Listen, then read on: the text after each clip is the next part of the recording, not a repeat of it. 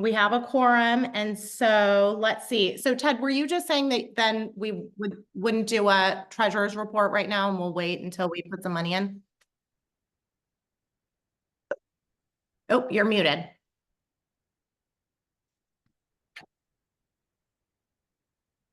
Huh, still muted.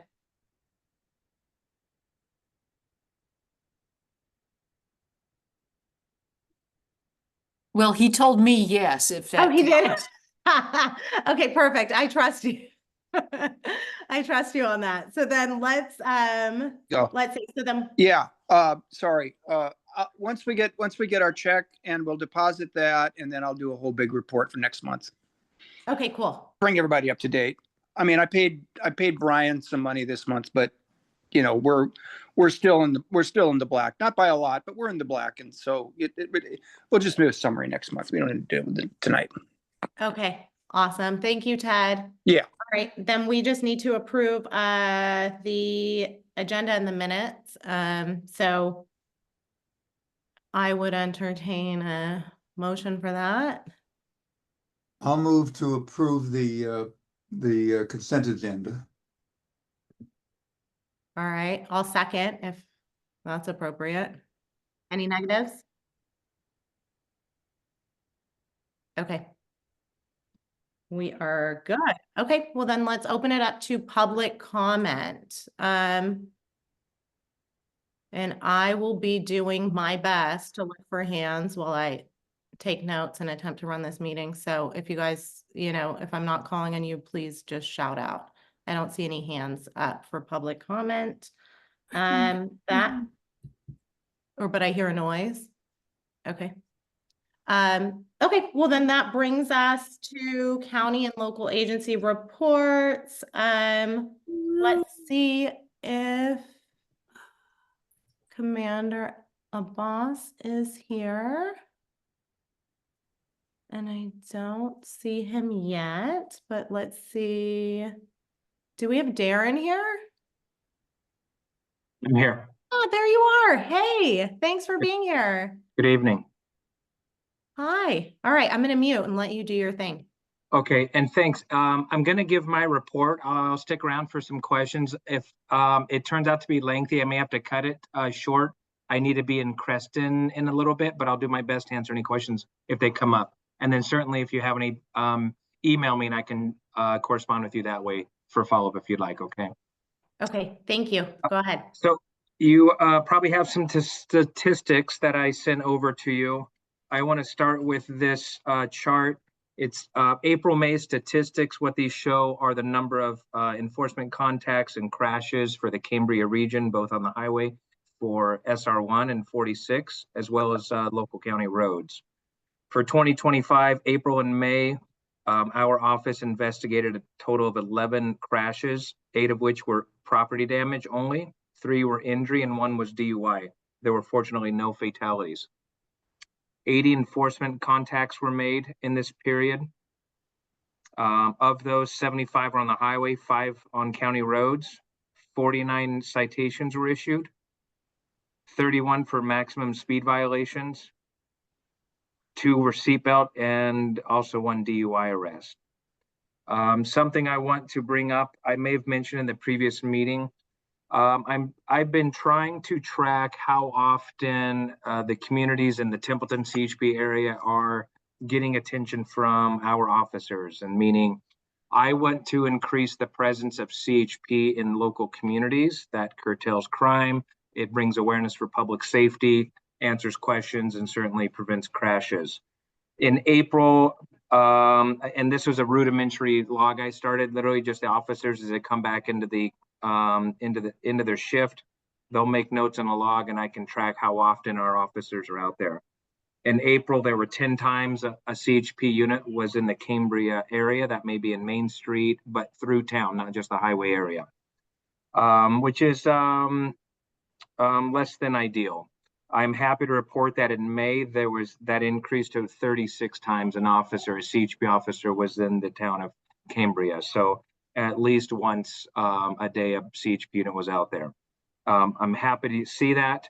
I am still encouraging our staff to increase their presence in all our communities not just Cambria, but I'm happy with the progress where this is going. Other than that, that's the end of my report, and I'm open for any questions. Commander, Oh, I just have a comment. It does seem like there are more CHP and sheriff's cars that I've seen in the area in the last month. So whatever your presence numbers show, we do see more patrols in the area, and that's good, a good thing, certainly. Thank you for acknowledging that. I can't speak for the sheriffs, but certainly I know that we're out there. And again, these are rudimentary numbers. This doesn't account for the times people aren't marking that they're going out there. And I'm not really that concerned. As long as they have the understanding that their presence is needed out there, then that's the key thing. You know, something else I want to talk about that may be just worth noting. Last Saturday was a significant day around the country for the No Kings protest. I don't think there was a community that wasn't affected by that. For Templeton CHP, Cambria was reporting, we had information that there may be about 200 to 300 protesters present for the No Kings protest. And that grew significantly. And I met with the sheriff and multiple police chiefs today for a routine meeting that we have monthly. And I talked about this with Commander Abbas and the undersheriff, Chad Nicholson. I thanked them for the collaboration we had. We estimated probably close to 600 people present for the protest in Cambria. That is a remarkable amount of people. Even if it was half that, it's a remarkable amount of people in a small area. There was one property damage only collision that we think was as a result of the expanding crowd making their way over to, may have been a distraction for some of the Highway 1 traffic. It was property damage only though, fortunately.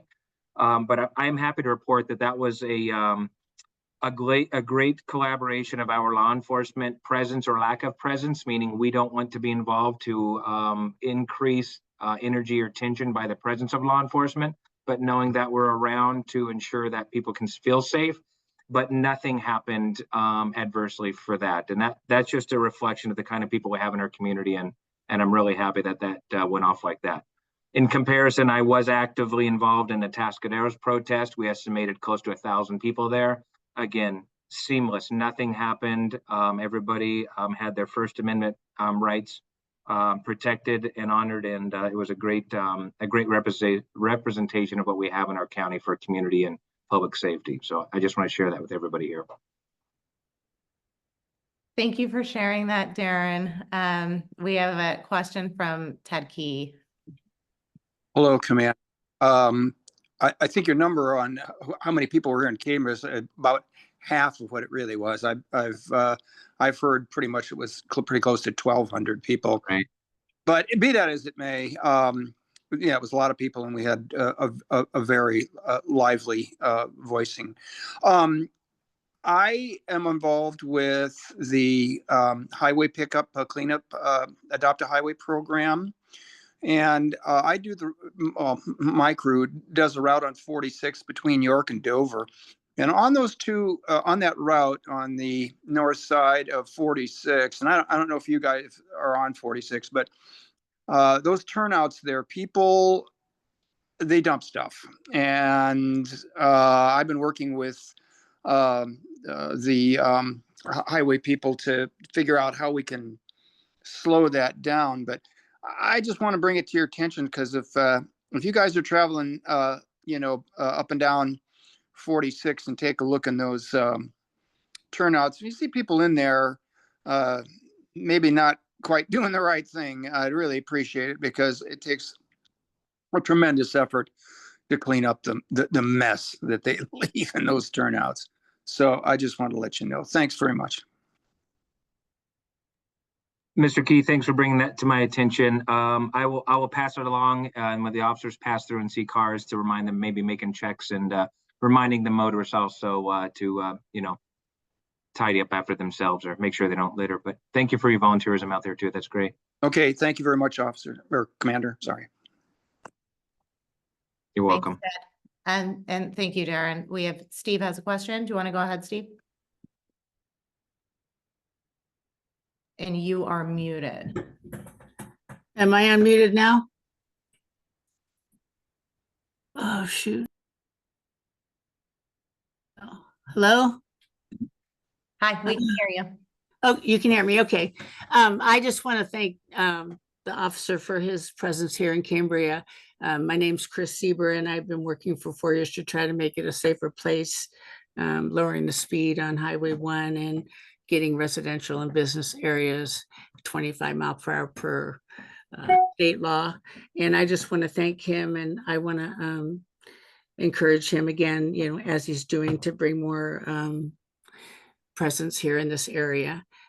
We have a lot of animals killed here. We've had 8 in the last couple of weeks, fawns, does, bucks. And, you know, when we have to call out somebody to put an animal down, it can take a long time. So that's another wonderful reason to have somebody available for these kind of things that are happening.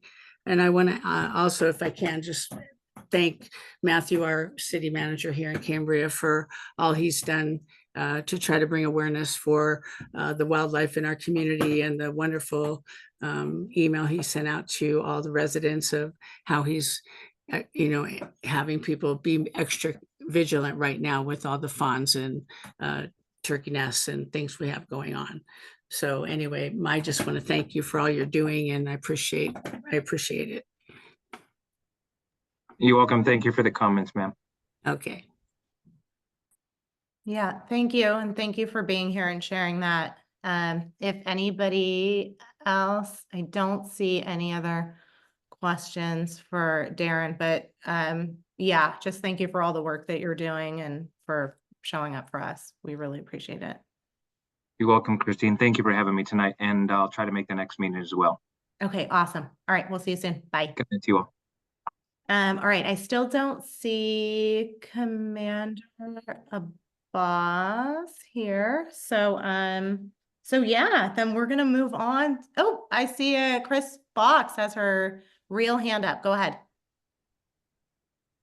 I got an email just a little while ago that Commander Abbas was not going to be here today, so you'll have that email in your box too, I'm sure, when you get to it. Thank you. It's been a long day. Yes. All right, thank you. Then Bruce and Supervisor Gibson. Hey there. Hi, Christina. Yeah. Hi, everybody. Pleasure to be with you.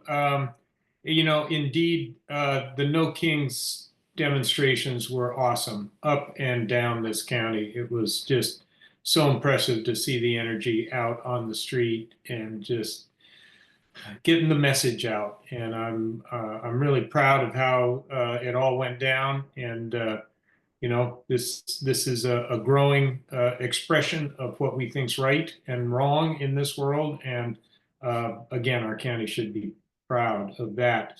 Not just a little bit of Cambria specific stuff. I'll lead with, since I was last with you, the county's budget did get passed. We took action at a budget hearing on August 9th and finished up yesterday. As I think I've told you on a few occasions, it was very challenging this year.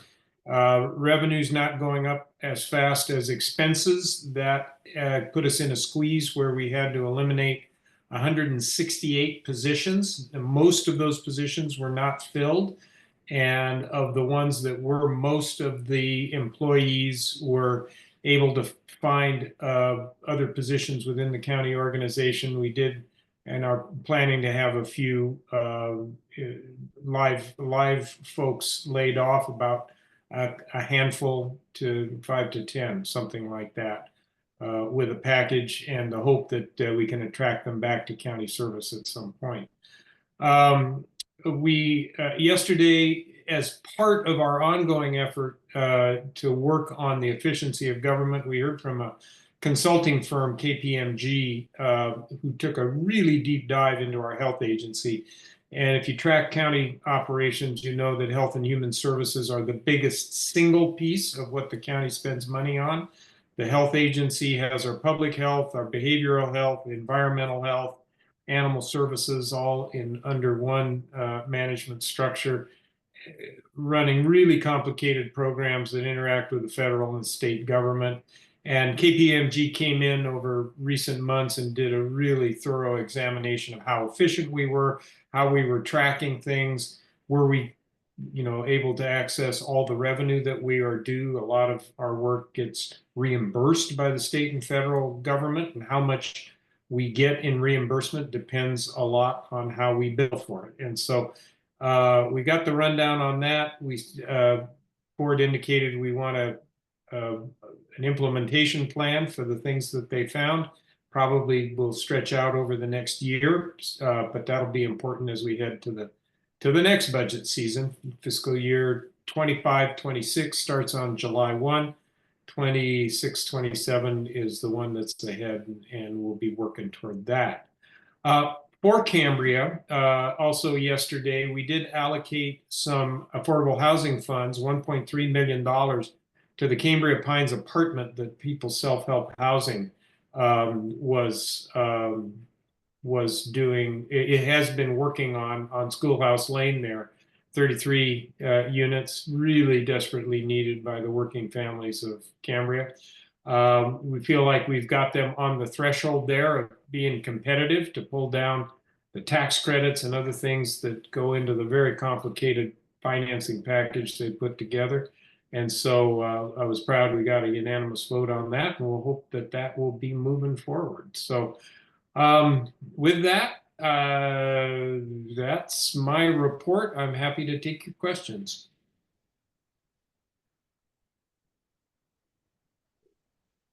And did the chair couldn't take it. She left. I was going to ask a question, Bruce, but I couldn't find Sure. my hand raising button. Yeah. It was just about the KPMG report. Is that on the county's website? Do you know?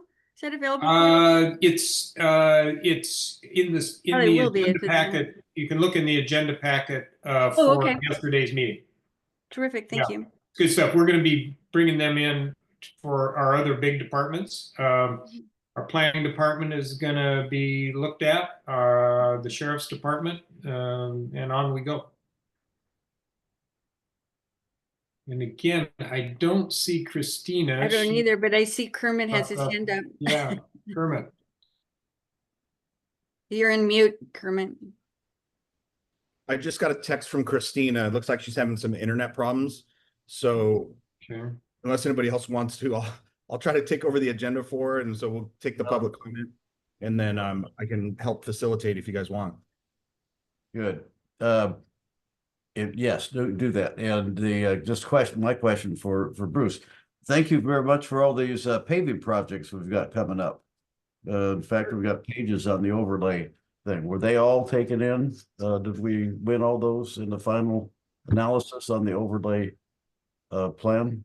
Well, to be honest, I love taking credit when credit's offered. It's a skill I've developed, but I am not at this point exactly sure what the timing of them is. I have not seen a specific board item come to execute them. Blake can correct me if I'm wrong, but we haven't seen anything. This is on a schedule. The priority list there goes on most traveled roads that are reaching a pavement condition index such that if it got any worse, it would start to cost a whole lot more to repair than if we got on it now. And so they will rotate through neighborhoods, communities, and again, not sure exactly when they're going to get done, but they've got a pretty good system to prioritize getting these things taken care of. Well, I guess it is what Blake had looked at. I've got 3 pages of the overlay plans that the county has, and it's dated for 2026 and 2026. Okay. So yeah, I some wouldn't be out until 27. Yeah. But so that's typical. They'll schedule those out that far. I haven't seen the details of that, but yeah, those will be coming. Okay, well, just out of curiosity then, Blake had talked about this last time we were here, but some of these roads do make a difference on trying to add edges and so forth. And walkways like Ardith and so forth along the heavy pathways or heavy trafficked areas and higher speeds of over 25 to 35 miles. Well, that's everywhere in town. But the question is, how can we interface to make kind of see that we have a pedestrian access way considered, as opposed to like having the curbs rise up and then no backing behind them that either makes a suitable walkway for somebody to get off the road, or just a trip space that they have to walk behind to squeeze in behind the trees. So, yeah, so I think we talked a bit about this. What I think you're looking at is a schedule for maintaining the pavement that exists. And so basically, my guess is this would be some kind of sealing coat or micro surfacing of the Yeah. existing pavement. Any kind of upgrades are almost certainly not in that package because of the cost. We are struggling to maintain the pavement that we have. So as the council considers the circulation plan, as there are indications that pedestrian access in this, that, or the other part of town would be of interest, you certainly can take those suggestions, but we just do not have the budget to make sidewalk or other pedestrian improvements as part of our normal pavement maintenance program. And that's unfortunate that that's the way it is, but given the way the revenue flows into county government, that's the reality in a post Proposition 13 world. So. The Santa Rosa Creek Road is looking really nice. Good. Yeah, good Yeah, repaving. it's Very pretty. it's good. Mhm. Okay, any other questions for Supervisor Gibson? You're muted, Kermit. No, I think Jeff Bloom has his hand up and is muted also. All right, let's see here. There we go. Sorry. Just a quick question. Is it possible at some future meeting to show how much of the budgets for this street work is coming from gas tax and how much, if any, from the general fund? So basically your sources of funding to do the work, because I think that's a misunderstood piece of how you get things done on the county roads. Yeah, we could actually pull that out of the budget at some point. I don't know that we can do that specifically for the roads in Cambria, but our overall road maintenance budget is somewhere in the $30 million range. We put about $6 million in general fund contributions to draw down remaining monies that are state gas tax. And if you're interested in the specifics and the details, we can find that. We could get a quick summary of that from Public Works. That'd be great, just to help everyone understand how the road work gets funded and the requirement that you put in a certain amount of general fund. Those are all little key pieces that I don't think most people understand. Yeah, it is an involved system for sure. Yep. Thank you. You bet. Okay, any other questions for Supervisor Gibson? By the way, I've been in touch with Christina by phone, and she's trying to get on by using her phone.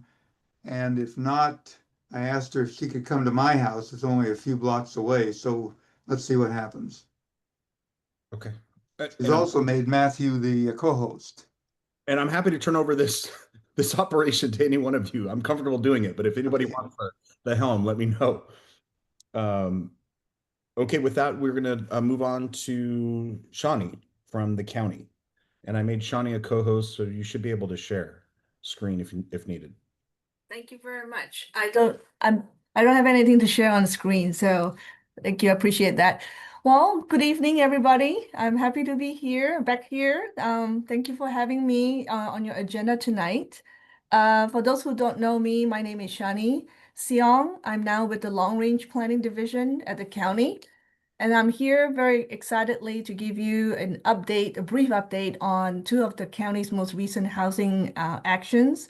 And these two actions are part of a larger framework, a housing framework to address affordability in our region. And as everyone knows, housing affordability is a key issue for our county, and the County Board of Supervisors is taking this topic, this issue very seriously. Oh, I think we got an iPhone caller coming in.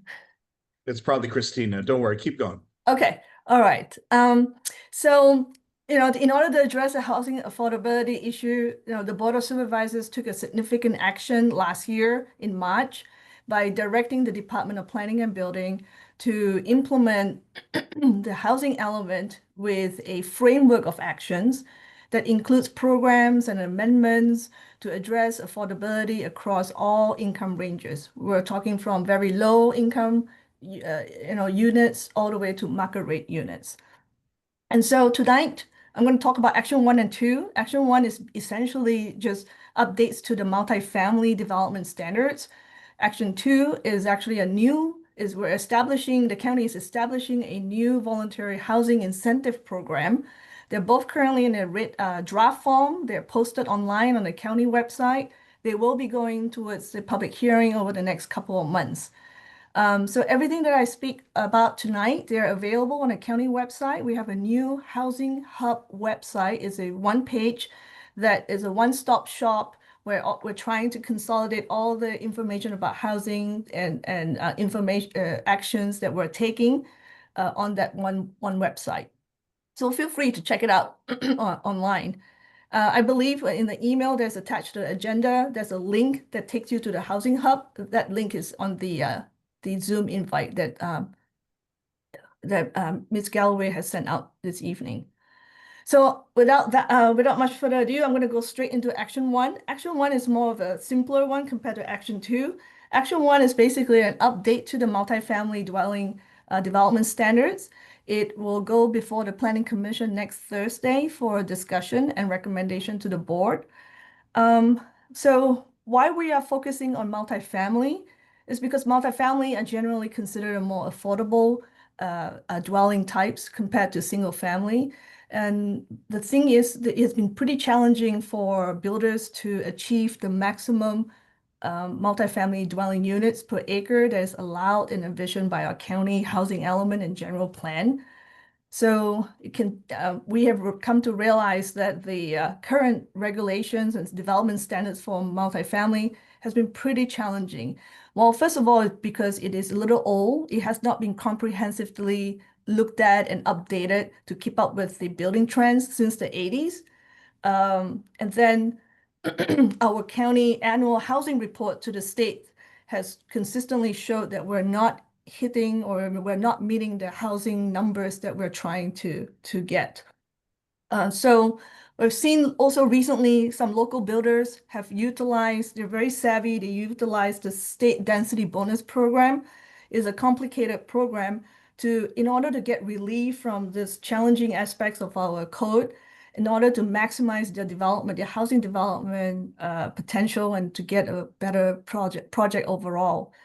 So in summary, Action 1 is basically an update to the baseline of our multifamily development standard, is to allow a greater housing potential. It is to support the current practices, the construction practice and building code, and the market trends for multifamily market, and also just to achieve the allowable dwelling units per acre so that we just get more housing units in our county. Action 1 is the amendments that is proposed by Action 1 will affect both county inland and coastal zones because the multifamily standards for both regions. And what this means for CACs, it's not going to affect any of the discretionary permit process. So multifamily projects that would require typically a coastal development permit, they will still come in and get the permits. and the CAC referral process is still going to be in effect. Basically, you'll get a chance to review these projects. So I'm going to move on to Action 2. Action 2 is an exciting little new program. It's we call it the Regional Housing Incentive Program. It is currently in a pilot phase. We're proposing this new program, and so we're rolling it out in the inland portion. So what I'm going to say about Action 2, it doesn't affect coastal zone per se, but what we're going to do is all county advisory councils are being updated about Action 1 and Action 2. And so that's why I come before your council tonight to give you a courtesy update on what the rest of the county is doing in terms of housing initiatives. So Action 2 is designed with a singular goal on how to support more affordable housing in our county. And so there are two ways to get affordable housing. One is getting nonprofits to build, like nonprofits like People Self-Help building Cambria Pines project. That is 100% affordable housing development. That's one way to get it. The other way is private developers. They will utilize the state density program. They will, as a requirement of the state program, they will have to build a couple of affordable units within their own project, within their market rate project. And then for those, maybe I'll give a little bit of a context on the state density program. So it is a voluntary program. Anyone can utilize it, as it has to be for projects 5 units or more. So usually is being utilized in a multifamily project developments. So a builder can voluntarily provide and build the deed restricted units. They have to meet specific income categories.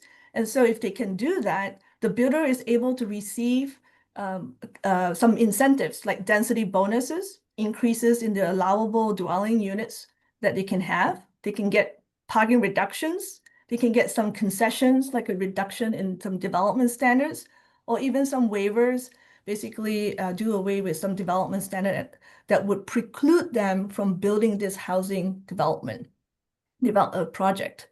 So the state density program can be a little complex and to navigate, and it also can be costly for builders to have to build the affordable housing units with the rest of their project.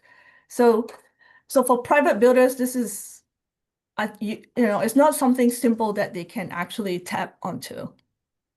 So Action 2, why I talk about state density bonus program is because it is an inspiring program to get affordable housing. And so Action 2 is actually designed in the spirit of the state density bonus program. It is, well, it is designed to be voluntary, and it also allows the builders to build the affordable housing units with their project. But the difference is it gives them an option to contribute financially instead of building the affordable housing unit themselves. They can choose to contribute financially and pay into a regional housing fund that is going to be set up as part of this new program. And then this financial contribution that they would pay or they would give into this program will go towards 100% affordable housing projects like Cambria Pines. What we've learned in this process of developing this whole program is a very important lessons and the power of this nonprofit agencies, like People Self-Help agencies. They can leverage a $1 local contribution and leverage it up to $9 worth of outside money, and so that to be invested in this region for affordable housing projects. And that's in the form of state and federal tax breaks, in terms of grants, in terms of private investment monies. So that is a powerful leveraging that they can utilize.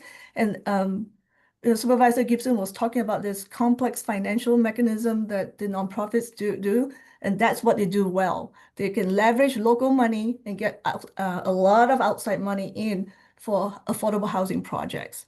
And so how does the Action 2 actually fit into all this whole system? Is basically, the summary is the builder can actually contribute to our region by building affordable housing unit with their own project, or they can contribute to the regional housing fund. And then with their contribution, they can get some points. And those points they can use to towards incentives and various incentives in order to maximize the viability and the feasibility of their project build out. So in this case, I'm hoping that, the goal of this action or this new program is to create a win-win situation or scenario where we can have the private developers building more market rate units, and then the contribution that they offer towards the regional housing fund will then become a local funding source for people self-help or Haslo and all those nonprofit builders as their contribution or local contribution. Like right now, just information for the community.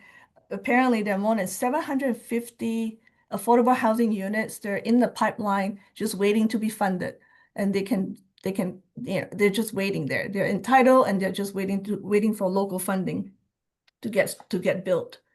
So, in summary, I think again, Action 2, exciting stuff, but is a pilot phase right now. We're rolling it out, and it's only applicable, trying it out in the inland portion and see whether it's successful. It is not applicable in the coastal zone. So that's the kind of update I would just like to leave your council with. Any questions? Oh, I see a hand. Valerie? Oh, hi, Shawnee. Thanks for Hi. your report. So quick question. I'm glad they're going to do more low income or working class income. Mhm. My homeowner's insurance was just canceled. So I'm going from $3,800 a year to a little over 8,000. And so now I'm just concerned, like, who's paying for all this low income? Because my homeowner's insurance is now like comparable to my property taxes, my annual property taxes. And I mean, you come to a point where you're thinking, okay, just my taxes and my insurance per year is $16,000. I've been talking to some of my neighbors, and everybody's talking about selling because they're like, who can afford this anymore? So then when you're adding all these low income places, are those being subsidized by taxpayers too? I mean, where's all this money coming from? I don't know if you have the answer to that, but it is a concern because I have 3 neighbors that are looking at putting their homes on the market, and actually we are too.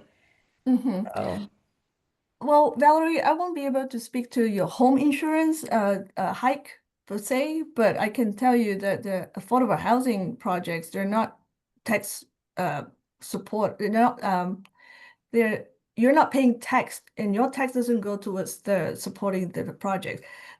What we're trying to create here is it's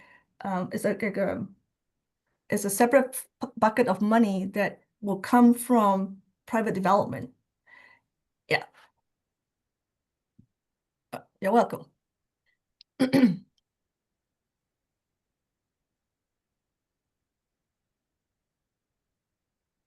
Hey, it's Christina here, iPhone 23. I just wanted to say thank you. I caught the, 80% of your update, and yeah, I think it's really important information for people to know and understand, and so we'll keep kind of digging in on it.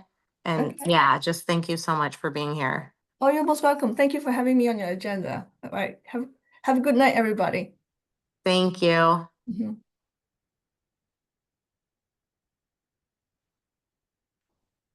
Okay, with that, are you Hi, comfortable? can you hear me and see me? We can hear you and see. You want to take over?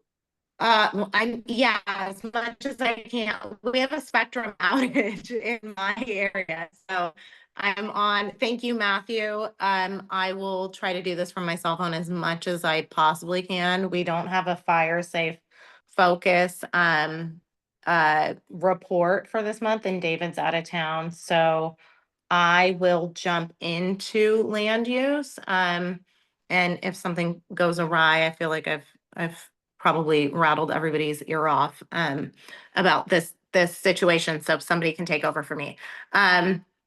our major point of discussion for land use is we need to take a vote on, as most people here know, there's a proposed demolition and development of a home on Sherwood Avenue, here in Cambria. NCAC attempted to work through that process, in the referral process with the architect and planner assigned to the project, and it was unsuccessful, to say the least. So we appealed it to the Board of Supervisors, and the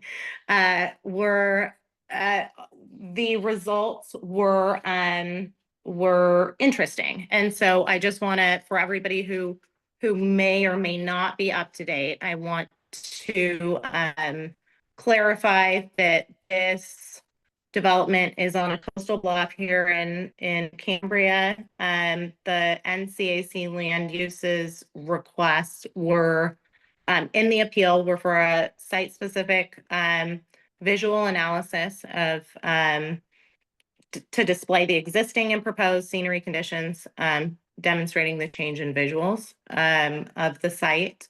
With the visual analysis in hand, develop an alternative analysis to determine if a more appropriate alignment or design alternative could be used to reduce the impacts of the public visual resources, and condition of the permit to replant the Monterey cypresses that would be removed on site.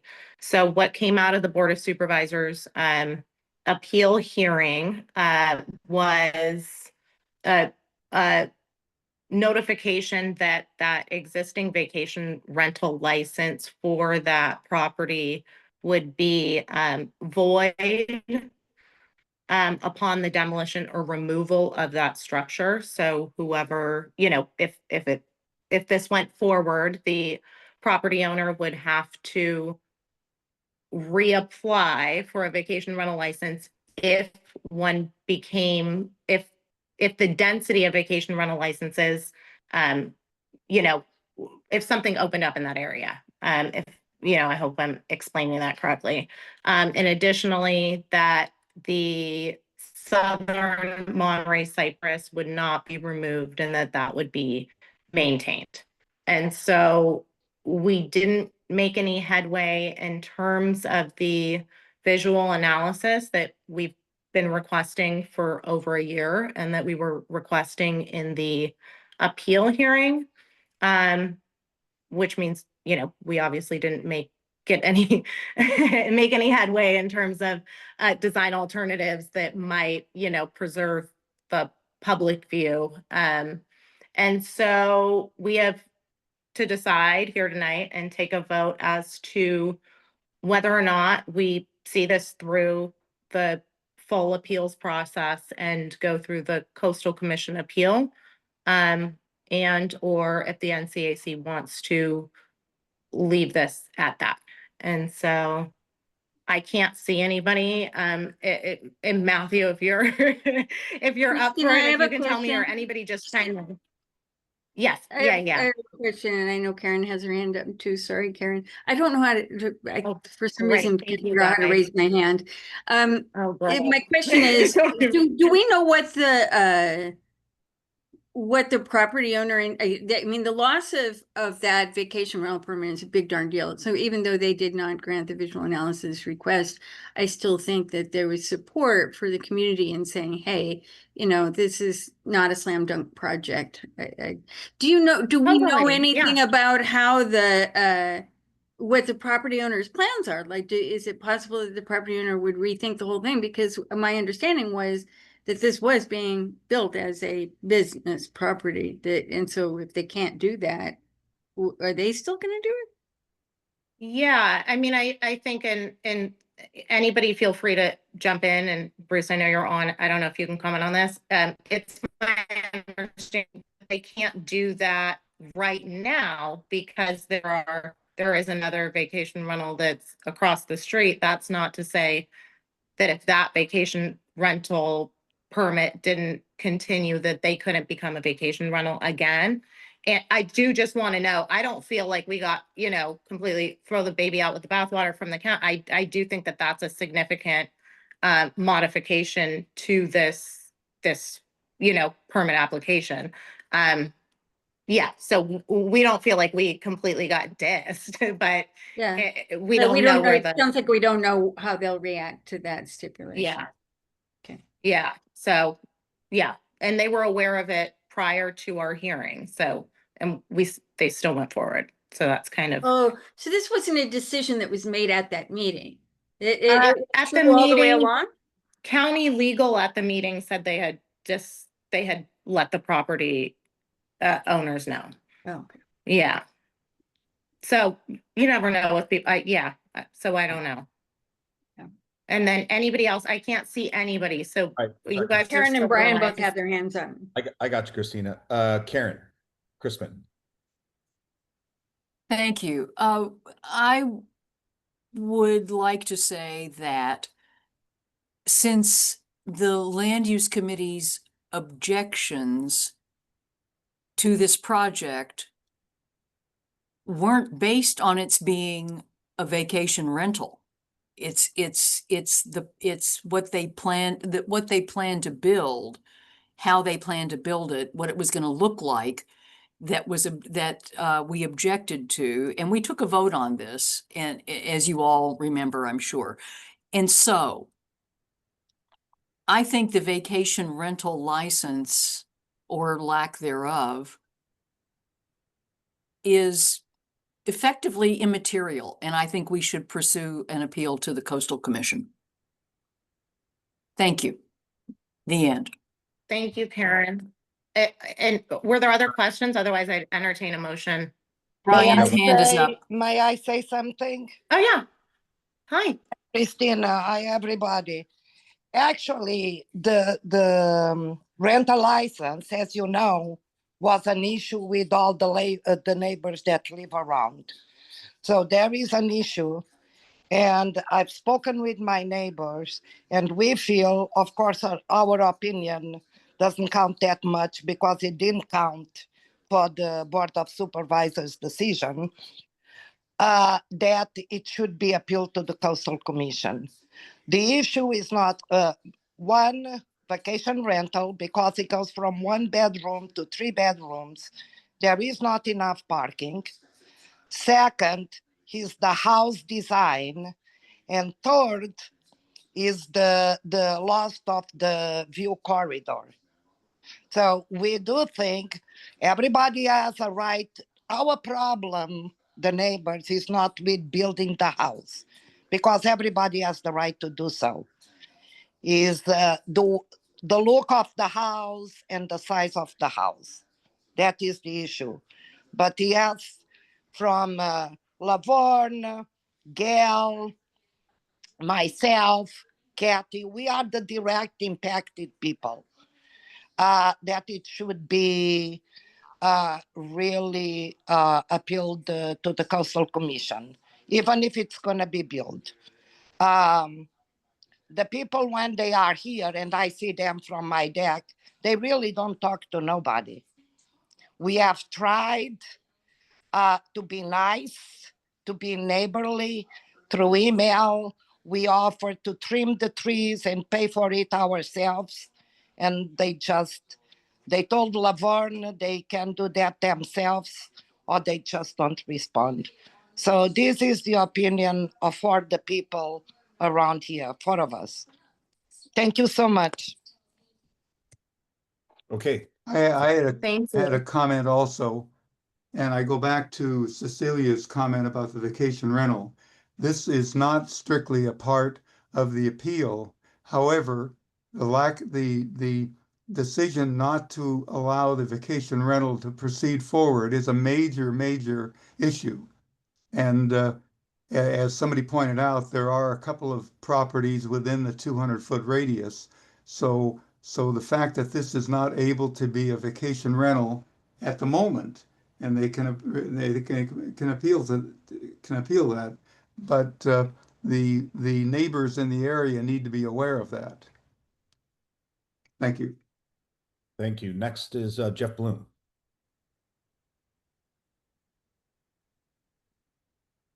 Hey, Jeff, You're are you muted? muted, Jeff. Thank you, Brian. Thanks, Inez. Thanks, Brian. Sorry about that. In my mind, for me, the jury's out a little bit because I've been pondering where the role of the NCAC starts and stops, and at what point just public participation takes over. And I went looking back at our bylaws briefly, and it was sort of interesting. And if you'll bear with me to read just one section, I think it helps at least understand what was intended by the NCAC in its official documents. And what it says is the mission is to establish an organization truly representative of the people of the North Coast area in matters of civic interest and to represent the community before all bodies, and I emphasize the all bodies, public and private, where the subject is appropriate to the objectives of the NCAC. So in a way, it gives us this license to keep going. But what bothers me a little is, so we are a creation of the county, and I just think we at least ought to take account of whether we think our participation is appropriate to go beyond what the county decision makers have decided or are deciding. And it's been awkward in my mind ever since I've been on the NCAC about what exactly is the NCAC's place. Surely it's not to go into mortal combat with the Board of Supervisors. They're the ones who created the authority to have an NCAC. So it just feels a little awkward. I have no problem understanding nor supporting the idea that the visual impacts and all that should continue to be considered.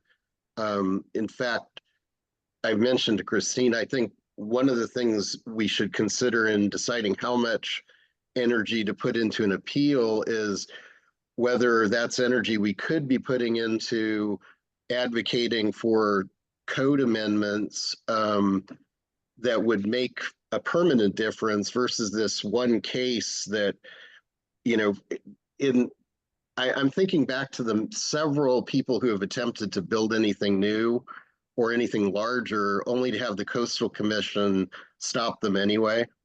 I don't know if that would be procedurally what would happen here, that the Coastal Commission, not sure, I don't understand, maybe Supervisor Gibson or Dane know the answer, whether the Coastal Commission could just kind of looking over the county's shoulder, pick this up and run with it on their own, or whether it really requires an individual appeal to get from here to there. And but it's just something to keep in mind is who we really are representing the community to. So I think you could read our bylaws and come to a lot of different conclusions. And I don't want to sidetrack it to that, but I think it's an important thing that we at least consider how far we're willing to go. I mean, if it took litigation to get it, would we be willing to go that far to make this point on this single individual Well, home? I think you're jumping the shark to like jump to litigation. I think that the bylaws say like to represent before all bodies.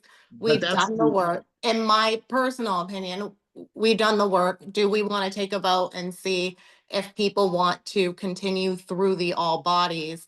Assuming that I don't personally feel like we're going to mortal combat with the Board of Supervisors. And I hope that they don't feel like they're going through that with us. I think that this is the process that, in my humble opinion, we've all signed up for. I get the impression that the community expects that we would see something like this through, no matter the outcome. So really, unless Bruce or Blake want to chime in, I think that we should vote on this.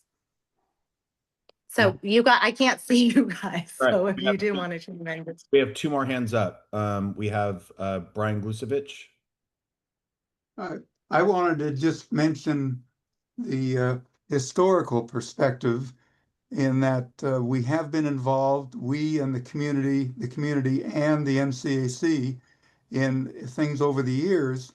We would never have had the ranch, Fiscalini Ranch.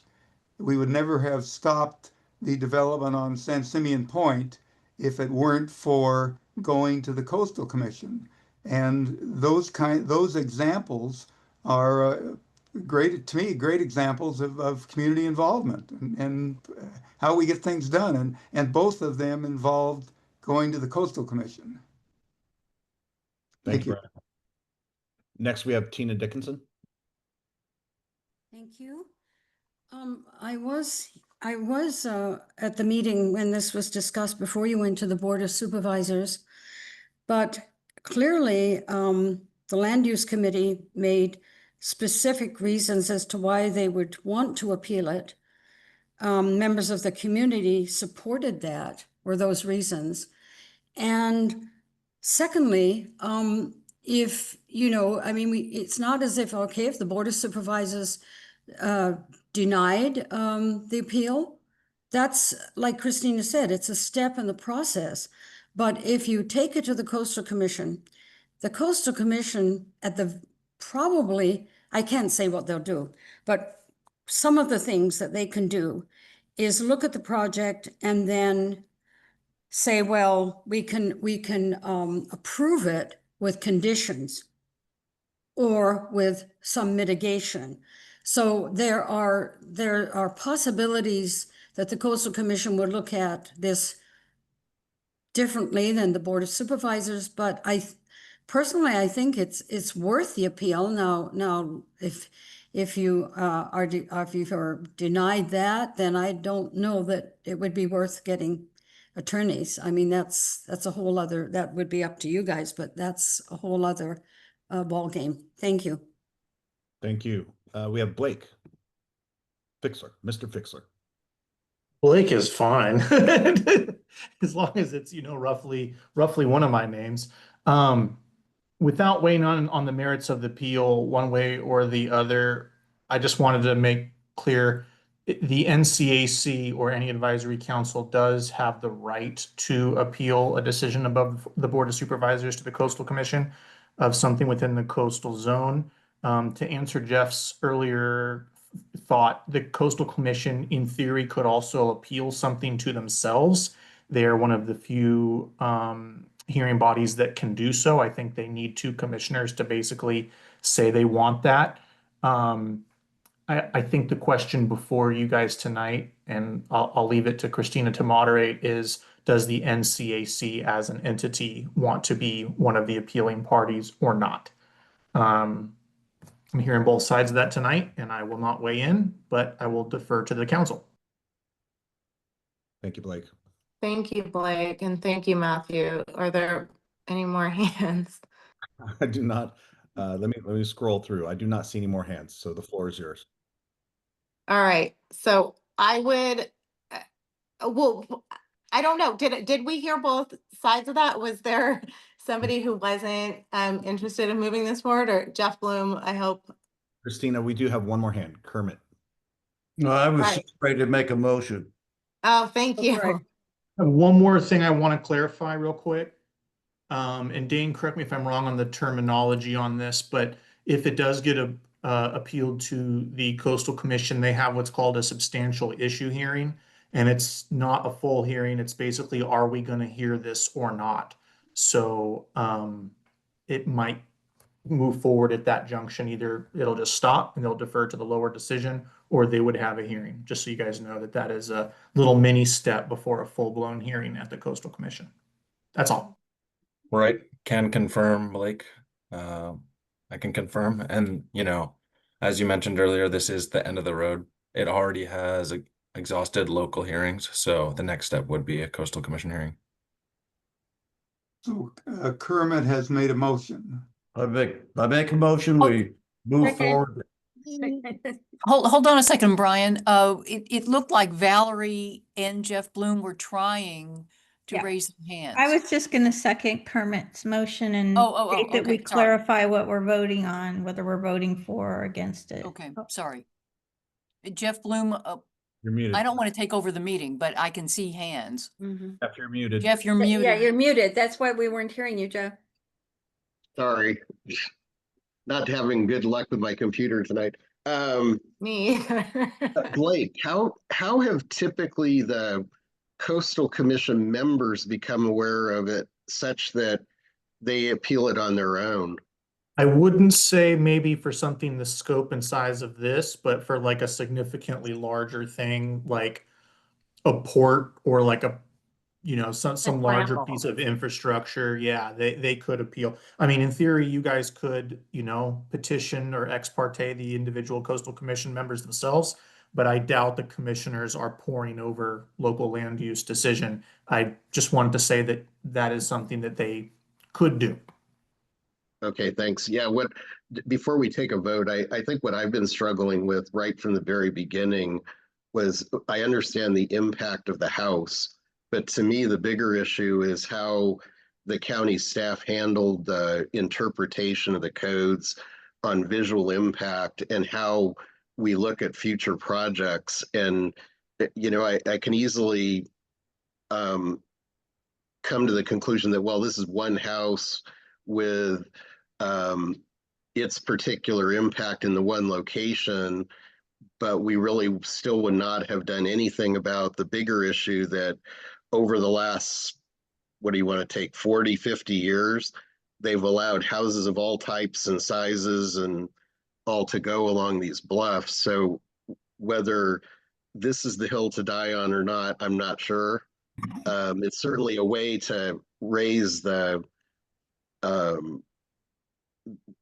public awareness of the issue, but our ultimate goal, in my mind, needs to be doing something to make it less likely that the staff would go after the interpretation of the visual impacts the way they've done in this case, because I don't think the code supports it. I don't think the coastal plan supports it, but we lost that argument when we appealed it at the Board of Supervisors. I think it gets lost in the scale of the project, that it's just not big enough.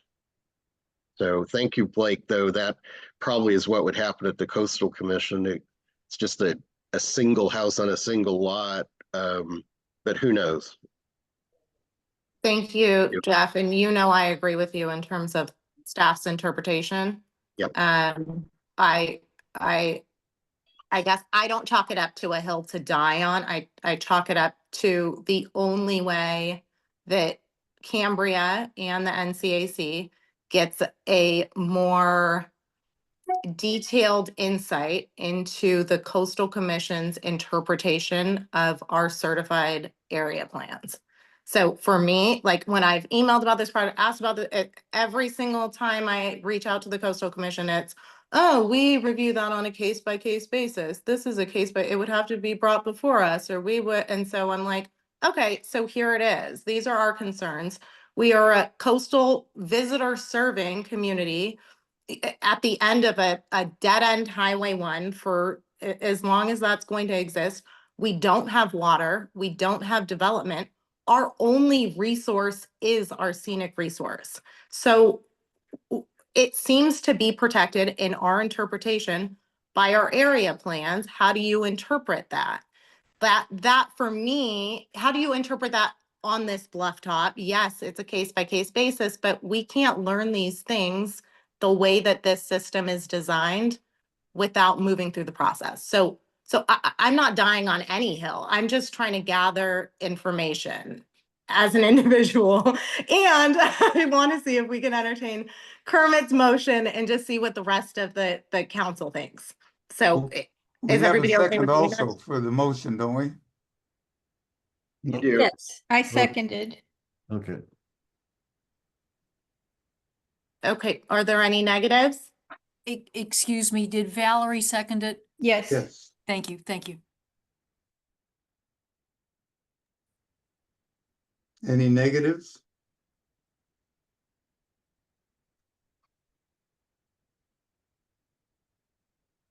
And you guys will have to let me know.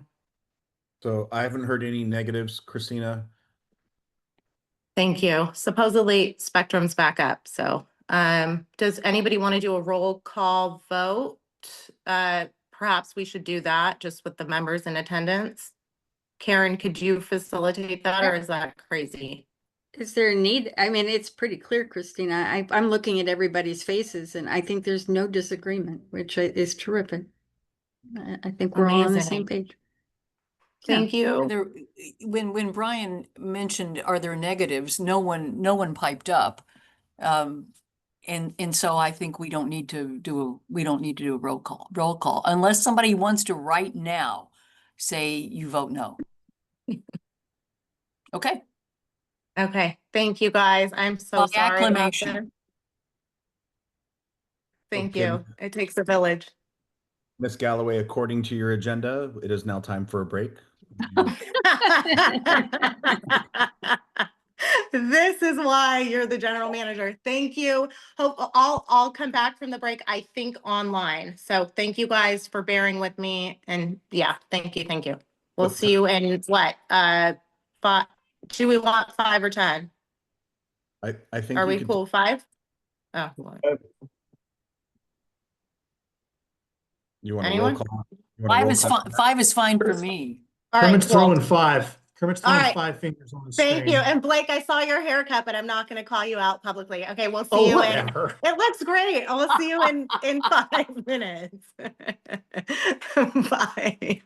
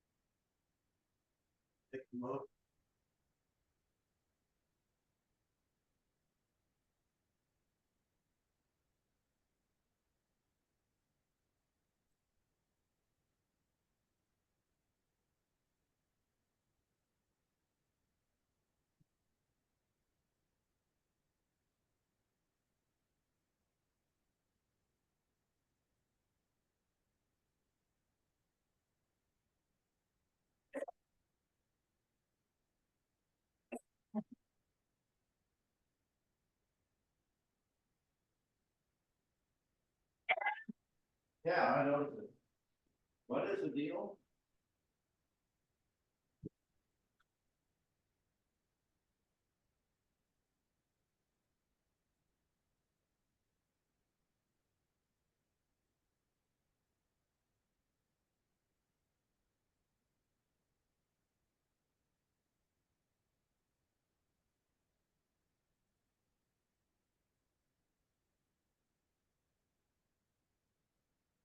I'm gonna promote them.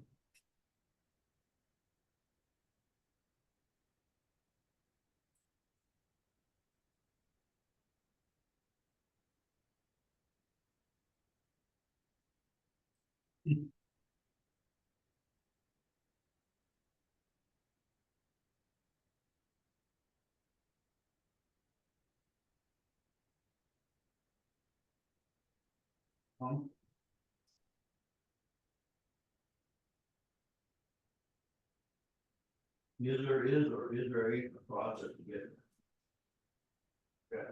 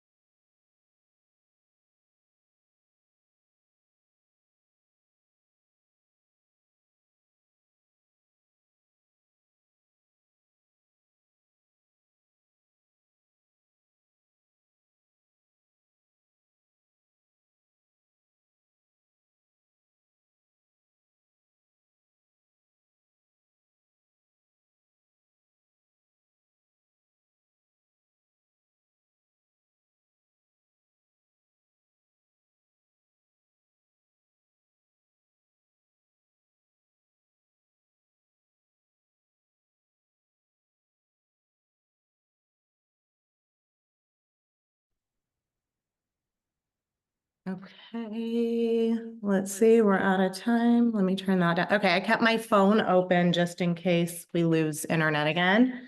And wow, well, we are on to the CCSD as if Matthew hasn't done enough work tonight. I want to see if Harry is still here, if he had any update for us, or Matthew, if you wanted to take the lead on that for CCSD. Thank you. I know Harry did have an update. I can jump before him if that makes it easier. Yeah, sure. Okay, so just a few updates on the CCSD side. East Ranch Community Park restroom fully operational. So after a couple years of permitting and planning and funding, that restroom is open on the East Ranch Community Park.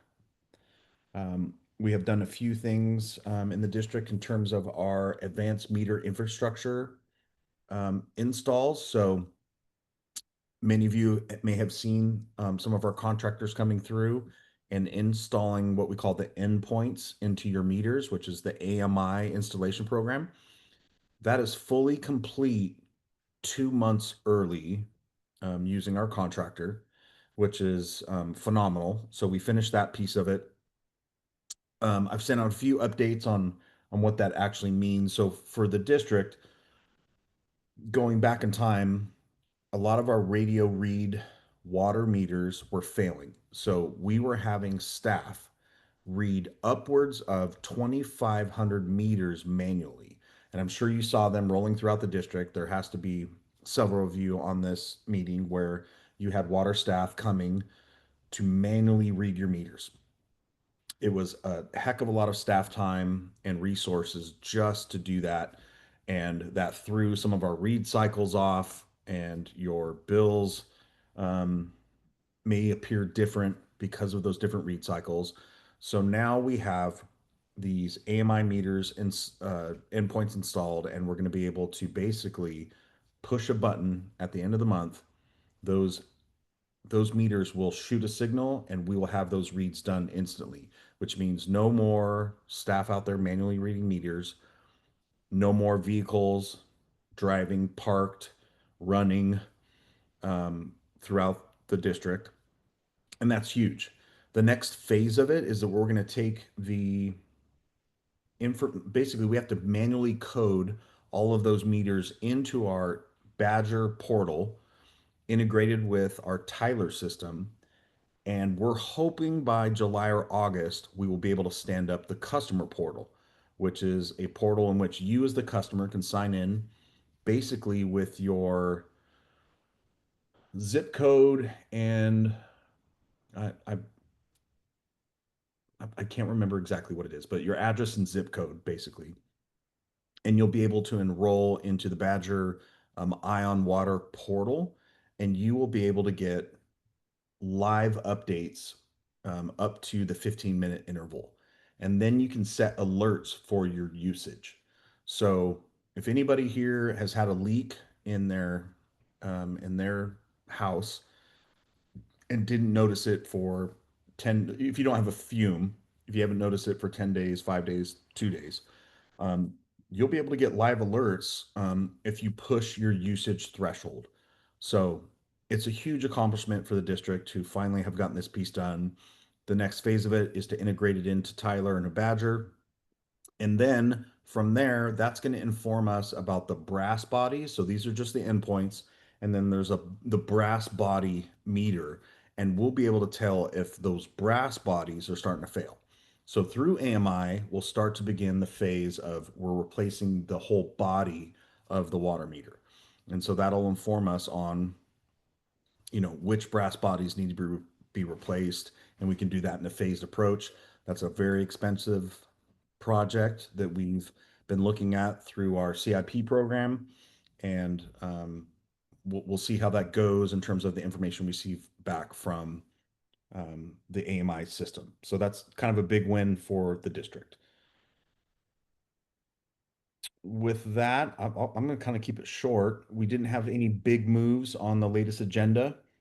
We do have the fire hazard fuel reduction program coming up. As you guys, if you're signed up to the CCSD email list, you know we're pushing out a bunch of emails about our defensible space, about our fire hazard fuel reduction program for both the vacant parcels and our developed parcels.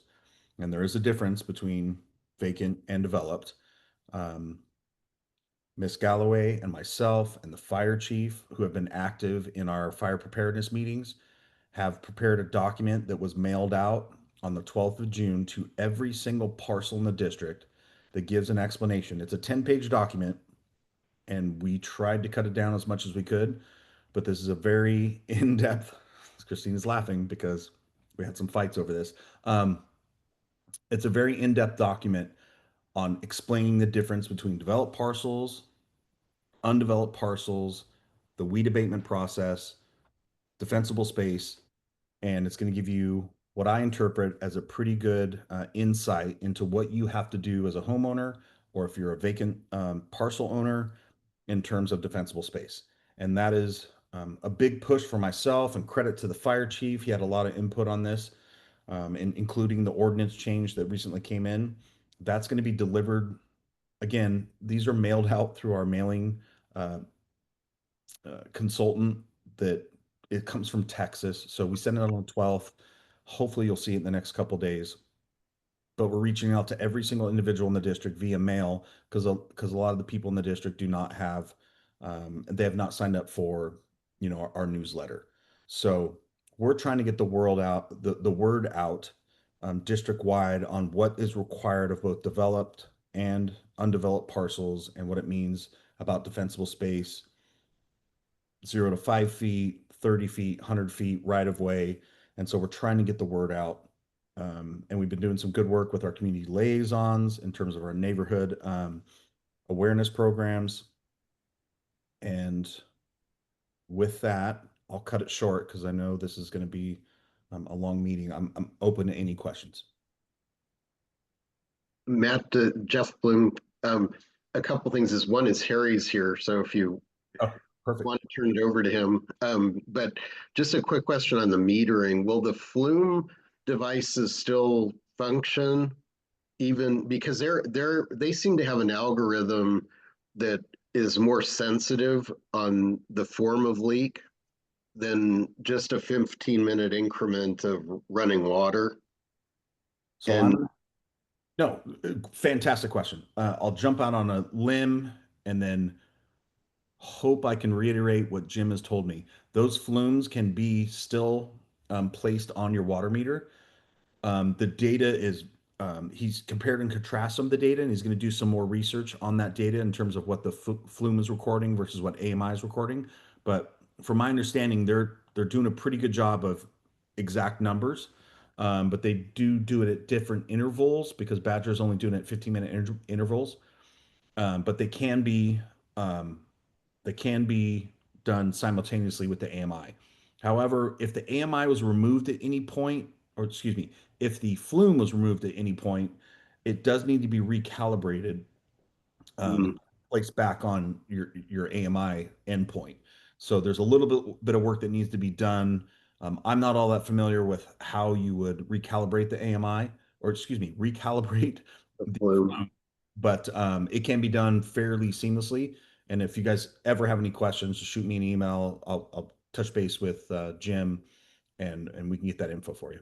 Well, a lot of people are still buying flumes, and I don't think it's clearly understood how much information you'll be able to get from your new metering program. I mean, I understand why you did your metering program the way you did, but I think it's a little confusing about how then the flume usage fits in, or if it's even necessary any longer. So I would say with the AMIs, I wouldn't say the flume is necessary because the AMIs are pretty much new technology locked in. They're going to give you real-time data up to the 15-minute interval. But if you wanted something tighter, you could add the flume to it. I'm happy to put out a new community blast out in terms of how you can integrate the flume in there and the benefits of it. And I'm happy to clarify that for sure. Yeah, I mean, I'm not marketing for Flume, of course, but the district marketed the Flume really heavy They at did. the outset, and Flume still makes them available, and they do have some nice features. So the question becomes, well, will the new system have the same features? So anyway, So- thank you. Yeah, so I put an email blast out about the ion water benefits and what you'll be able to do with it. So it is captured there, but we're going to have a more robust discussion about ion water when we finally integrate the endpoints with Tyler and Badger, and then we're going to have a huge campaign on, hey, this is where you go to get to your portal and all the features that you'll get in that portal. And there's actually an app on your phone you'll be able to download and be able to actually read live from your phone all of those metrics. So it's pretty advanced. I would say maybe beyond the Flume, but they can be integrated 100%. Thanks. Can I ask a question? Yeah, go ahead. Hi, Matthew. When they put Badger in our property here on Weymouth, they took our Flume. So somewhere in the pile is our Flume. So that goes to show it's, I don't know. What does it show? It's in the pile? Well, they removed it. When the district put the Badger meter in, they removed our Flume. We Okay, don't have it anymore. sure. Just contact us. I'm sure we can take care of that. Okay, so, oh, I see Jen Lawson has a hand up, and then obviously the Flume's a thing, so maybe you'll get on it and then we can talk about it next month, the Flume. And we can, are you cool with that, Matthew? And we'll go over to Jen. It Well- sounds like the Flume's a thing, so like, we'll just get some answers on the Flume and, Yeah, but for Mrs. McDowell, we'll just contact us and we'll get Yeah, it right. they did this a year ago. We were the first to get the Badger meters on Weymouth. And so when they were doing it, they just took the Flume out and they just removed it. They took it. Christina, remember you've got Harry here. yeah, no, I know. Well, Harry just put his hand, but Jen has a question. Thank Hey, you. as soon as you lose- I just Cheryl, wanted to thank say- you. Hey, Jen. Hi, Cheryl. I just wanted to say that homeowners insurance my clients are required to have a Flume or a Moen. So it's good to hear that you guys are doing that. And I'm not sure how to relate that to homeowners insurance companies when my clients go to get homeowners insurance, my buyer clients, because they do require these leak detection devices. So that'd be awesome to have that information and pass along to those companies and brokers. Yep. Just saying. Yeah, so if you're signed up to the CCSD mailing list, there's information in those email blast outs about the ion water, and you always can forward that to the insurance companies and say, hey, does AMI fit that that category? Awesome. Thank you so much. I'll dig into that and get that because I'm in San Simeon, so I don't, but I'll sign up. Thank you. Got it. And I'll put you guys on an email, Jen, you and Matthew. And then Harry, hello. I see your hand up. Do you want to go ahead? Trying to, there we go. Yeah, I don't know if you want me to give a report from what happened at our board meeting last week. I was gonna like make a quick comment on everything that we did, but I can just shorten this to give you a report on the report that we received with regard to the annual water shortage assessment that takes place every year, because this might be something that's important to everybody in Cambria, since it's about the availability of water to us from our creeks. For sure. Yeah, go for it, Harry. Okay, so our program director, Tristan Reaper, he gave a fairly lengthy report on what's been happening the past 5 years with regard to water availability in our community, and also where we are at right now, what's happening in the near future. So basically what he said is, and I think most people are aware of this, the rainfall this past rainy season was a little bit lower than average. However, it was spread out well enough that the creeks were still replenished, especially San Simeon Creek Road. However, the district is planning and preparing for an abnormally dry year ahead meaning basically late or inadequate wet season precipitation, and therefore the aquifer is not being replenished to the degree that we would like. In other words, Santa Rosa Creek and the San Simeon Creek. So what's intended right now, we're still at stage 1. That's usually where we remain with regard to the stages of water shortage. So we're going to be moving to stage 2 of the 6 stages in August. We're hoping that what will happen is that this will somewhat lower water usage here in Cambria for about 5% per month for the rest of the dry season, and also maybe have a target of 10% if we're fortunate. It was also been pointed out that if the dry season trend continues and that we have less than adequate rainfall next year, it's possible that we might have to use the water reclamation facility on an emergency basis in late summer, early fall of 2026. So that's basically where we're at right now. And if folks are interested in knowing a little bit more about what I just said, you can go to the district website and watch this portion of the meeting. It's item 6A, or you can go to slowspan.org that records all of our meetings and watch it there. And there was also a very thorough discussion at the May 12th Resource and Infrastructure Committee meeting on this very topic. So you can get some more information there. So thank you. I hope that was sufficient and short. Thank you, Harry. Yeah, you said the magic word, the water reclamation facility.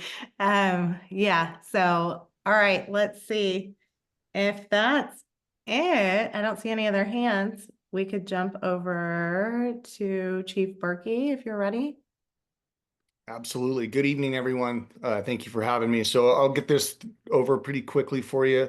So my fire chief's report from May started off, we had 84 incidents total with 2 false alarms, 25 public service assists, 4 hazardous conditions, 52 medical emergencies, and 1 fire. And in comparison information, we serviced 55 residents and 16 non-residents. For another comparison information for May of 2024, we ran 76 calls in comparison to this year we had 84. So year to date total is 438 total calls. For the previous year to date was 399. So we're a little bit ahead.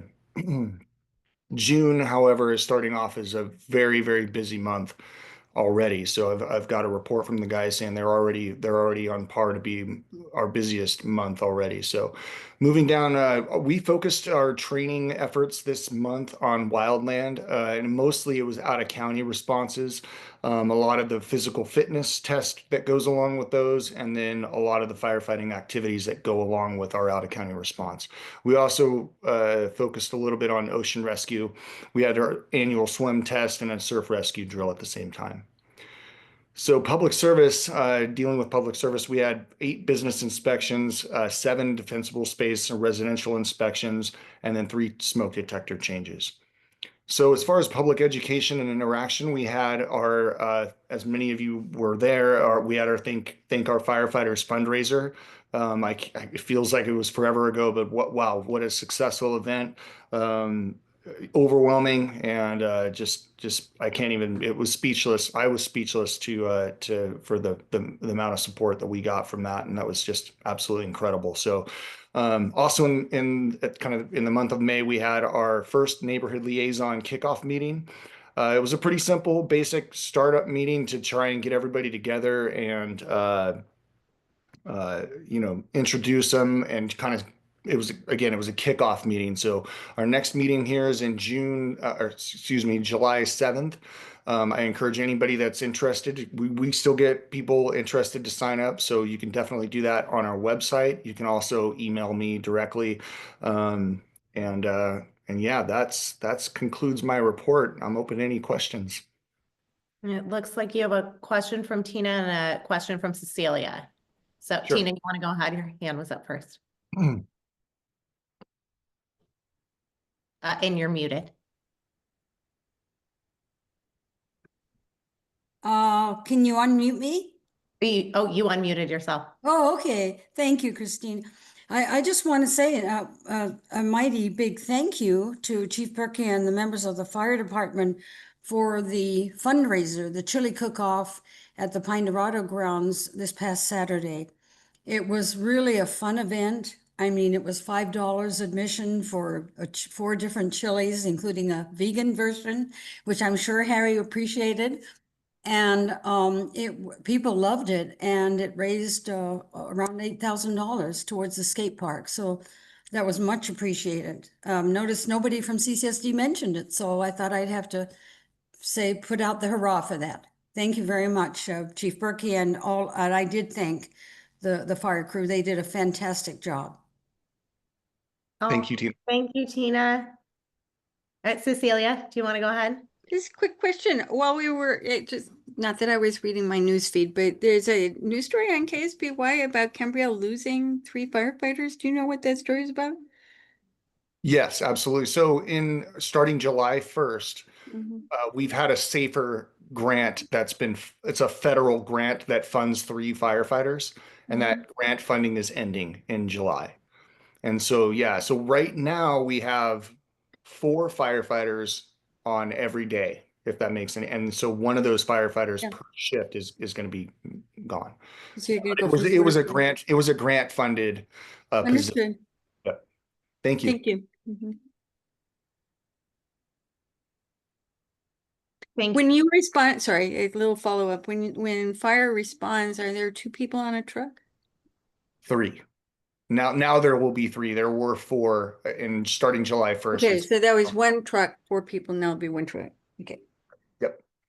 And to add to that staffing model, just for some clarity, going back in history, we typically had 2 full-time firefighters, captain and engineer. We had a reserve program where we had younger firefighters coming through the system that were coming in and doing reserve work. We basically eliminated the reserve program because of the high turnover and cost, because a lot of these young men and women who came in as in reserves were getting fire jobs so rapidly, and we were constantly having turnover. So there's a cost associated with constantly retraining them, outfitting them with all the gear and equipment, which is very expensive because it's tailored to their bodies, and that's very expensive. What we were able to do in the district correct me if I'm wrong, Chief, it's about 1.5 years ago, we actually fully funded 3 positions to have a fully staffed engine with 3 full-time career firefighters.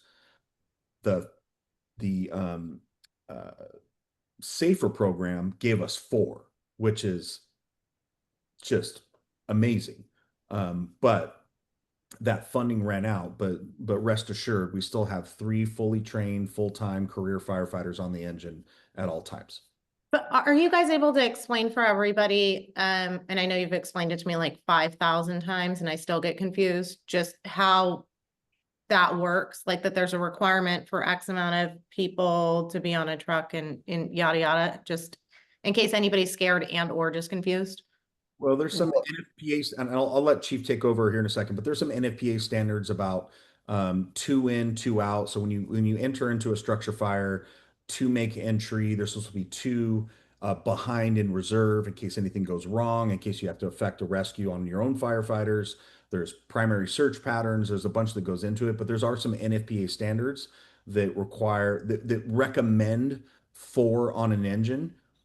However, that is a struggle statewide in terms of staffing, in terms of how you can fund 4 people on an engine. And you'll see that throughout the county, in which how many people they can fund to be on an engine.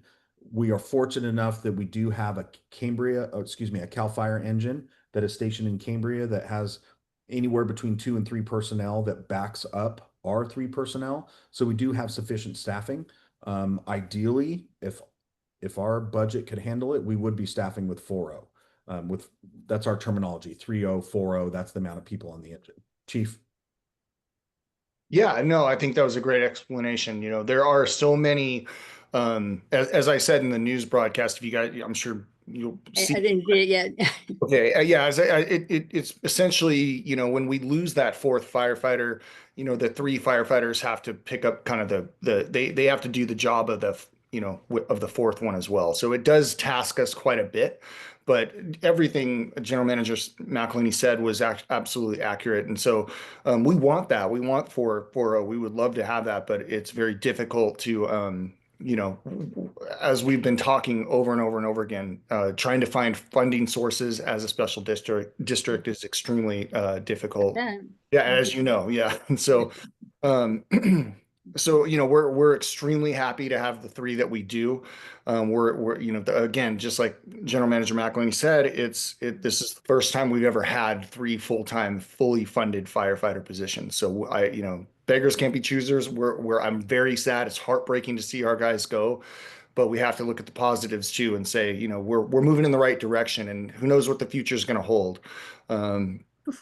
I'm super proud of our fire department. I'm very proud of the abilities that they have in the face of, you know, staffing issues and crisis. And just again, to back up what General Manager said, this isn't just a Cambria problem. This is a state nationwide issue. And that's why FEMA federally came in and started that program to begin with. I will say before Kermit talks, there's never been a better fire chief for the district than the one you have in front of you. I mean, he's managed the district so well. He's brought the morale up for the district in his own fire department. He's running it about the best any fire chief can do. And so, like, if there's ever somebody, just stop it. If there's anybody that should be in that seat, it's him, and he's doing it the right way. So, credit to you, Chief. All right, thank you both. Let's see if Kermit agrees. What do you got? No, I agree. I was just curious, how many trucks do we run on a daily basis? I see we have two big fire trucks. I don't know if I've never studied to see if where the paramedics are on this, and do we run paramedics 3 to a truck or 2 to a truck, or so how many trucks do we have? And the next one is how many with all the ratings of fire for insurance, how does all our fire department mixture of trucks and personnel figure into the insurance rating forms that we have? Would it be cheaper for everyone to chip in $1,000 a year and get their?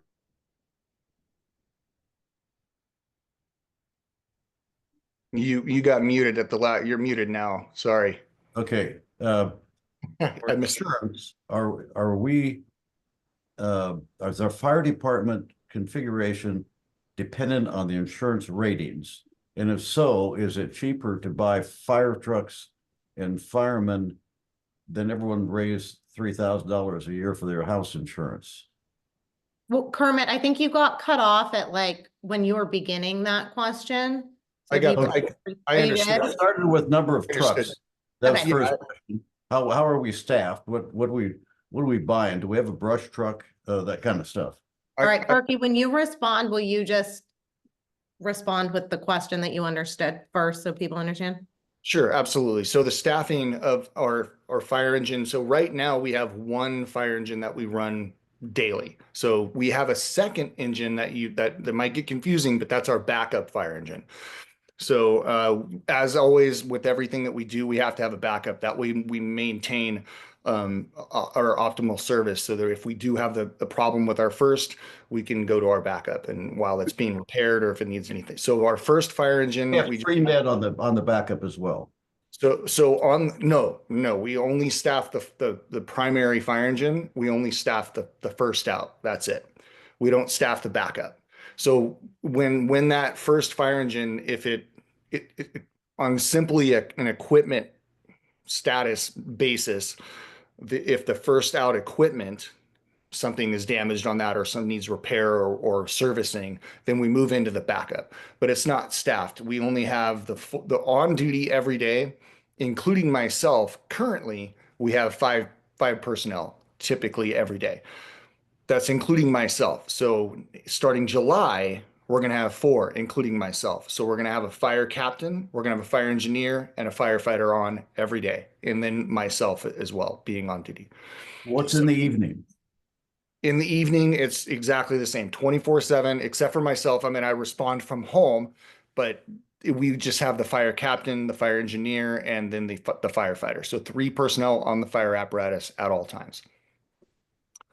So to answer your second question, which was, I believe it was about the insurance and kind of the ratings and how the fire department can affect those ratings and how they can, how they're, you know, as far as being cheaper to pay for firefighters and or to pay the insurance, it doesn't really work like that. So what it happens is with the ISO rating, our fire department's response and how close you are to the fire station will make a difference, and it'll change that rating slightly. There's a lot of things, there's a lot of factors that go into that ISO rating. So, and it has to do with our firefighter or fire department's capabilities across the board, all the way up to and including training facilities, how many hours we are out there effectively training, what our department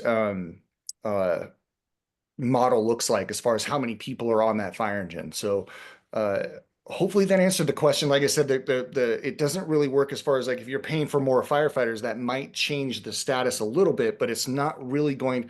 The insurance crisis is exactly that. It's a massive crisis, and the fire department plays a very small role in that. It wouldn't be worth it to, I guess to answer your question, that no, that wouldn't be pertinent to do it that way as far as that goes. Hopefully that answers your question. I don't know what else. I'll jump onto that. I'll jump onto that in terms of just to back up the chief, that it's not so much a staffing issue. It is where we are as a community in terms of being in a forest. And I'll reiterate, it's our defensible space, it's our weed abatement, it's how we manage all of that. That's a lot of what I would say, and I'm just guessing, 80% of our insurance issues are where we are located in terms of a higher fire zone and in a very, forested area, and how we're managing our defensible space, our weed abatement program, and things of that nature. That plays a bigger role. Our staffing in terms of Cambria Fire mixed with Cal Fire, we have enough fire engines in the area to serve that initial response, and then obviously they take a look at where our other agencies are responding from: Cayucas, Templeton, Paso Robles, Morro Bay. I think we're good there, but a lot of what it has to do with is where we are and how we manage our defensible space. And so I'm saying anecdotally, having talked to Mr. Pearson, who's well involved with this, is those insurance companies are taking satellite views of a lot of these different areas and looking at how we are managing our defensible space, and that's how they're making their judgments. So, which is why the chief, myself, have pushed really hard on this new ordinance and are starting to do a lot of this community outreach to start to mitigate that. So, thank you, chief. Thank you. Thank you, guys. Jeff Bloom, go Oh, ahead. Yeah, I was just going to add, it goes, for Kermit's sake, it goes beyond just what Cambria Fire does. And we picked up the Cal Fire, but in that ISO rating, the county, because we're unincorporated, the county having a properly staffed building department now gets factored into ISO ratings. The plan check by the fire department for new development gets included, and it probably has a bigger impact on the commercial fire rates than it does the residential, those ratings. So as our ISO rating falls, the commercial rates can really jump up. And then Matt's right. I think the general parameter for insurance in general is how fire prone we are. But even at that, like I've discovered, State Farm uses a proprietary formula. Others rely on the Cal Fire state mapping. So there's not even consistency from one insurance carrier to the next as to how they set the rate. So it is a true mess, but the ISO, every, what is it, 5 or 10 years, they do a full review to reset their rate for the area that they're reviewing. So it comes in cycles, and you have to be attentive to it. Having the better weed abatement program actually is a helpful thing to have in that rating process. So all the improvements the guys have made help contribute to a higher ISO rating. Thank you, Jeff. Really appreciate that because it's hard. It's hard. It's a hard push for us. So yeah, it's difficult. It's and it's an outside rating entity. It's not something we have local control over.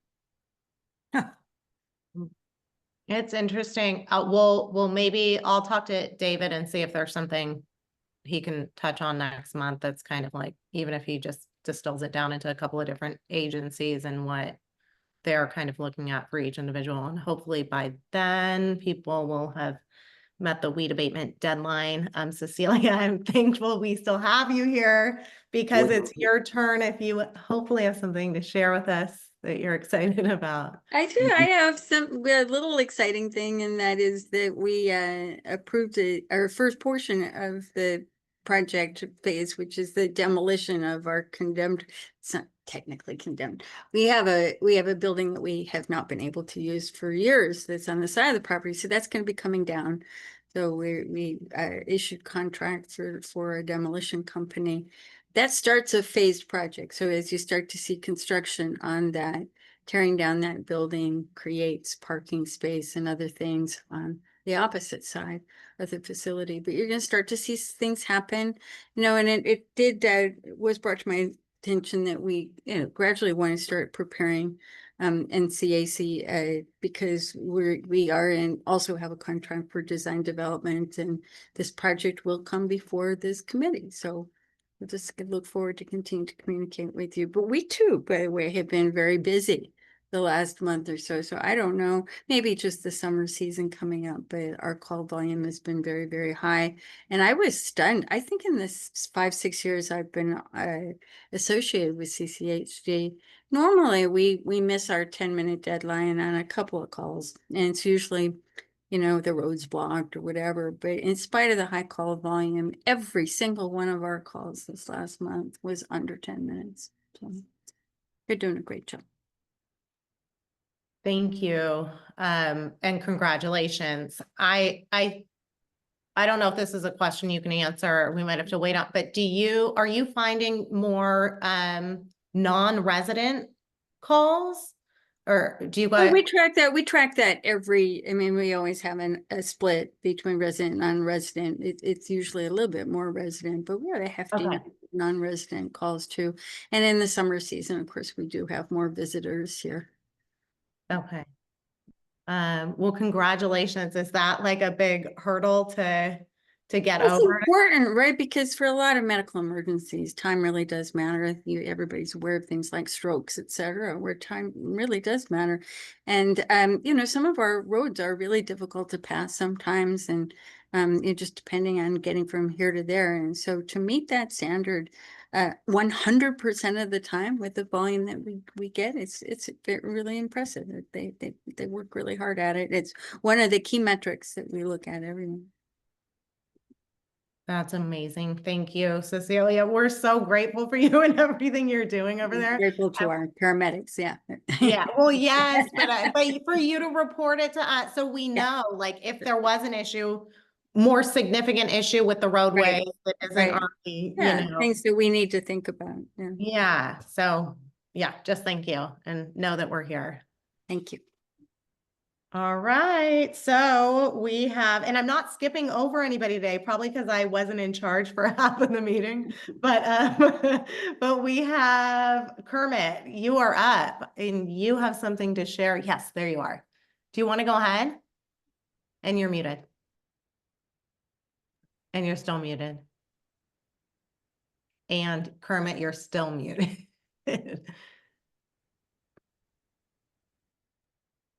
All right.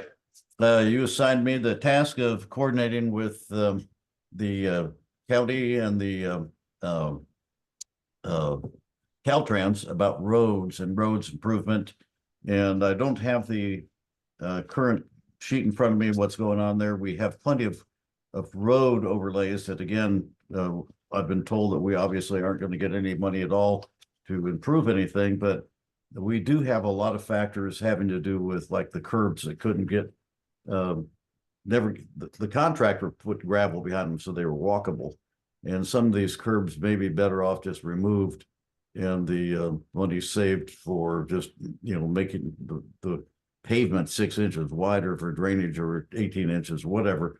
But it's an uphill battle just because of money and paving surface. Everyone would rather have a paving surface sometimes than a walkway, but it'd be nice to have safety on that. So, but anyway, I didn't do that because the pros committee is also looking at safety issues having to do with recreation, like a pathway, a safe pathway across east-west ranch at the highway 1 crossing, and things like that we would coordinate with Caltrans, because most of the transportation issues are high-speed interface with pedestrians and pedestrian crossings in busy high-speed things. The rest of the town, you can walk out in the middle of the road and somebody will probably avoid you, miss you most of the time.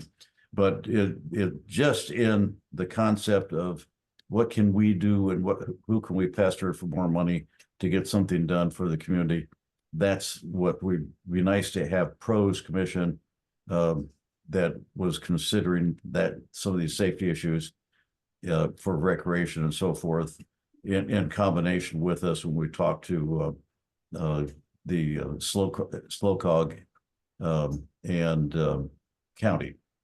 So I will try to get, make an alliance there. So I haven't heard, they worked on their priorities today and I haven't heard back from what they did come up with. So I'll be connecting with the SLOCOG John D'Annunzio, who is looking out for the community with Caltrans and how we interface with Caltrans for safety features. Okay, that's all I have. Thank you, Kermit, and thank you for paying attention to that. It's always helpful when there is crossover to be able, I feel like that's kind of the goal, to be able to piggyback on each other's things. So thanks for connecting with pros. And then, yeah, we'll see what happens next month. Karen, do you have something you want to share or? I would like to share that, I did a couple of posts and Brian did one also in this past month about the land use committee's appeal to the board of supervisors. One of my posts got, according to Nextdoor, 2,000 views, and a second one got, I think, 1,300, and Brian's got quite a lot also. So that was an issue that touched a lot of our community. So I was glad to see that. Yeah, The thank end. you. Me too. No, and thank you for always being there to do that and putting up with my grammar. All right. Well, unless somebody stops me, are we happy to end this meeting at 7:58? Is that good? Right. Oh, Harry's gonna stop me. No, I'm not stopping you. I just want to comment on the information that Karen put out that she just reflected upon. She did an awesome job. It was unbelievably professional. And my hat's off to you, Karen, for not just your professionalism in doing that, but your caring about this issue. Thank you. Yeah. Thank you, Harry. Here's where I say that she's running for mostly the I didn't informal write those. mayor. Pardon me? So you're running for the informal mayor of our Oh my unincorporated God. community? No. Sponsored by the Chamber of I'm Commerce. thanking Harry and telling Harry that, although that was very kind of you to say, I didn't write most of that. Brian and Christina wrote most of those posts. I just posted them. It's No, very you kind of you to can't, no. point that out. You're an influencer. Yes. Yeah. It was a team effort then. Yes, yes. Yeah. Thank you. Thank And you. for Karen number will be running for mayor, six. so. Oh my God. We'll see you all next month. Good night, everybody. Sheesh. Good Thanks. night. Thank you, guys. Good night. Bye.